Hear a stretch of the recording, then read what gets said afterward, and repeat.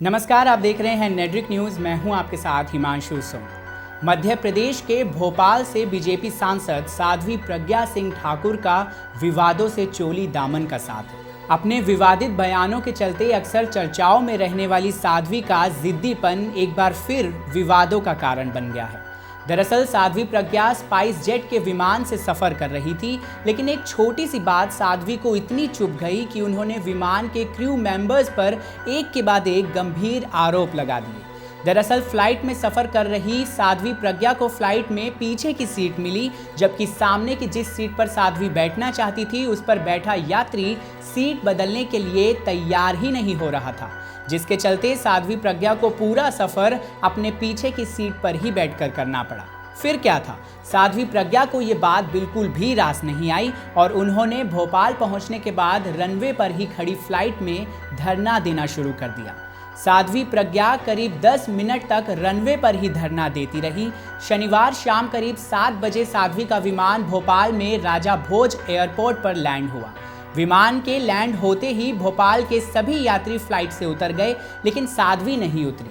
वो विमान के अंदर ही धरने पर बैठ गई। स्पाइस जेट के स्टाफ के उनसे नीचे आने के इतने अनुरोध करने के बाद भी साध्वी विमान से नहीं उतरी।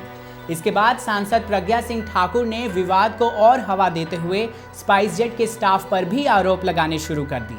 दिल्ली से भोपाल जा रही साध्वी ने फ्लाइट से उतरने के बाद फ्लाइट के स्टाफ पर आरोप लगाया कि वो सही से व्यवहार नहीं करता है।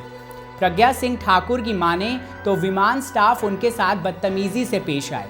उन्होंने जो सीट बुक करवाई थी उस पर उन्हें बैठने नहीं दिया गया, जिसके बाद उन्होंने एयरपोर्ट डायरेक्टर को बुलाकर इस बात की शिकायत भी की।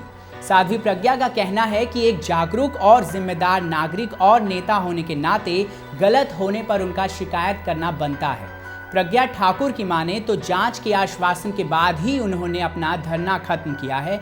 इस दौरान साध्वी ने कहा कि नियमों का उल्लंघन होने पर एक जागरूक नागरिक का कर्तव्य है कि वो उसके खिलाफ अपनी आवाज़ उठाए, जैसा कि उन्होंने भी किया। अब साध्वी लाख जागरूक नागरिक होने के दावे करती रहें, लेकिन एक सांसद का इस तरह से एक सीट को लेकर इस हद तक जिद दिखाना क्या वाकई में सही है? इस पर काफ़ी सोच विचार करने की ज़रूरत है।